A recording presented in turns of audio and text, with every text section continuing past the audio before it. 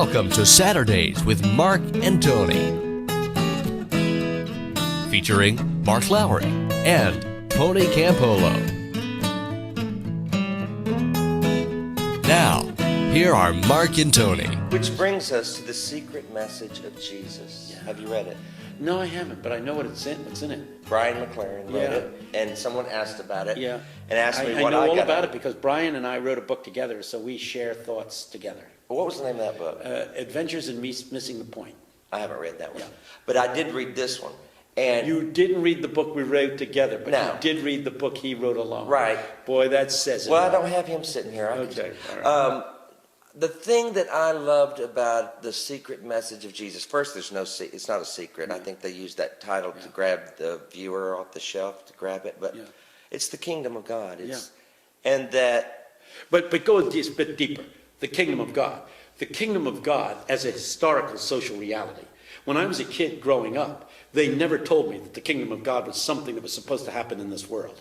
It was a place I went to after I died. dispensationalism. Yeah, did you know, that. it'll come after the millennium. During the 1,000-year reign. Whatever, right? yeah, that's when the kingdom of God. No, the kingdom of God is now. is breaking loose here and now. Right now, God is at work, driving back racism, driving back militarism, driving back poverty. Any kind of injustice. He's changing the world. He's at work through his people, changing the world. And the good news is, Mark, that the good work that he is doing in us and through us, as it says in Philippians, the 1st chapter, he will complete on the day of his coming. Are we trying to overcome poverty? Yes. Are we trying to end poverty? Yes.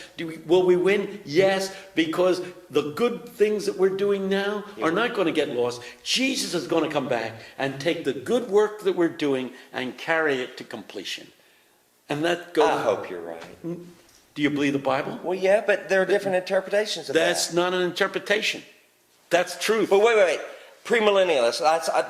What that would be called, if it would be amillennialism, right? Amillennialism. No, I don't think the kingdom No comes. millennial? I think that the kingdom comes when Jesus returns. Right. So that'd be no In its millennium. fullness. But it's breaking loose now. It's like the leaven. See, this is why I say it's not just a theory. Jesus says the kingdom of God is like the leaven.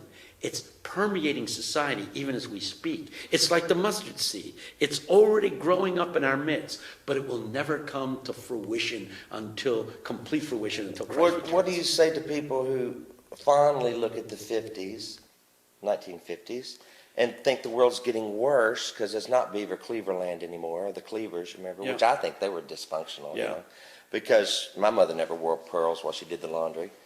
But the thing is, and they see the world today and think, It's gotten worse. it's gone to hell in a handbasket. How can you say it's getting better? Well, let's just say, first of all, the only people that are going to say things are getting worse and worse and worse are basically white middle-class Americans.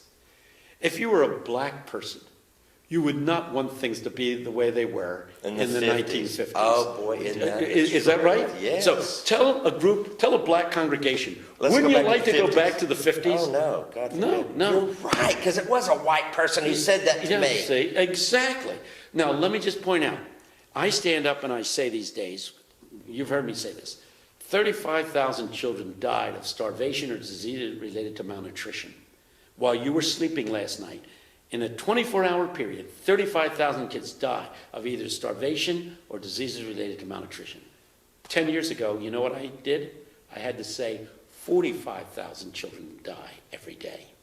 Now, 35,000 is still a lot. Horrible. Yes. But it's down I know what I'm from saying. 45,000.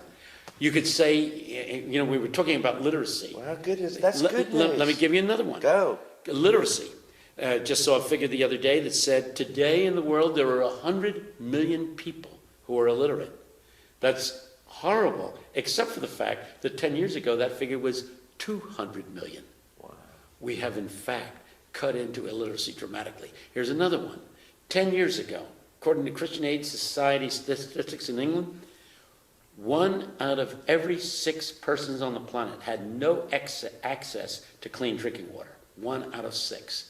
Now, it's 1 out of 12. Things have improved. No, wait. Say that again. 10 years ago. 10 years ago, 1 out of 6. 1 out of 6. Now it's only 1 out of 12. Oh, I see. So things have gotten better. have access to it. Yeah, Got you it. see. We have eliminated polio, almost. Yeah. We've gotten rid of smallpox. We're on the verge of curing cancer. There's a lot of things that are gone wrong in this world. The life expectancy is long. I'll tell you this. I've often heard sermons that say Jesus was crucified and died when he was still a young man. You've heard that one, haven't you? 33. 33. Yeah. Check it out. When Jesus was around physically some 2,000 years ago, life expectancy was 35. Was he a young man? Right. Given the period in which he died, he was a mature, older man. Wow. So, I mean, we get these things haven't, life expectancy has gone up. We are beginning to make inroads on the AIDS crisis for the first time.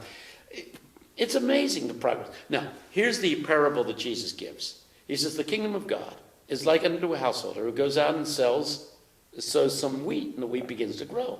The evil one, Satan, comes and sows weeds, and the weeds grow. And Jesus says the weeds and the weeds and the wheat grow up together. Weeds and tares, right? Yeah, until the harvest. Right. Now, if somebody says, is evil on the increase? Answer, yes. Is the kingdom of God on the increase? Yes. Let 'em grow. The church has never been growing faster than it is right now. The kingdom of God has never grown quicker than it is right now. In Africa, 50,000 new baptisms every week. In Southeast Asia, 25,000 new baptisms every week. People are getting saved. People are being transformed. Yes, evil is on the increase. The kingdom of God is on the increase. And the good news is that one of these days, Jesus is going to come back. He's going to destroy what was evil and bring to complete fruition all that has been heading in the right direction towards good. Come quickly. That's called gospel. That's called good news. The problem is that the old-fashioned liberals only saw the kingdom of God and things were getting better and better, and we were just going to evolve into a perfect world. Right. They were wrong. Right. That was only half the truth. The fundamentalists are always saying the world's getting worse and worse and worse and worse and worse, and they see nothing positive. They're wrong too. The fact is both are half wrong and half right. The kingdom of evil and the kingdom of God are growing up simultaneously. That's what Jesus says. Wheat and tares. Until the harvest. And let him separate it. He will end up separating the two. Yeah. Tell me about the EAPE. EAPE, the Evangelical Association for the Promotion of Education. Who came up with that title? A lawyer. Too long. I know, but there's an advantage to it, which I will give you in a minute. Okay, go. The Evangelical Association for the Promotion of Education is a mother organization through which myself and my friends have created a whole host of small organizations, each of which has grown into something big. Tell them. One of them is Urban Promise, which works in Camden, New Jersey, Toronto, Canada, Vancouver, Canada, Wilmington, Delaware. And they are working in extremely poor neighborhoods. Well, you saw the work we do in Camden. I did. We have schools that we've set up. We got about 30 workers in each of these cities, running after-school programs for hundreds and hundreds of children, running summer programs for hundreds and hundreds of boys and girls, and hundreds of teenagers. And these are the poorest of the poor. Oh, let me tell you how bad Camden is. In Camden, New Jersey, 1 out of every 6 houses is deserted. The city is so bad that when people can't sell their houses, they just move out and leave them behind. 1 out of 6 houses is deserted. 94% of the children born in Camden last year were born out of wedlock. If you're a 12-year-old kid in Camden, New Jersey, there's a 42% probability that before you are 30 years of age, you will spend 2 years in jail. Less than 50% of all the kids that go to high school will graduate. This is a city in which the unemployment rate is up above 28%. This city is hell on wheels. And here we are with a group of heroic young people working in that city. We have work also in Toronto, Vancouver, and Wilmington, but running all kinds of programs, all kinds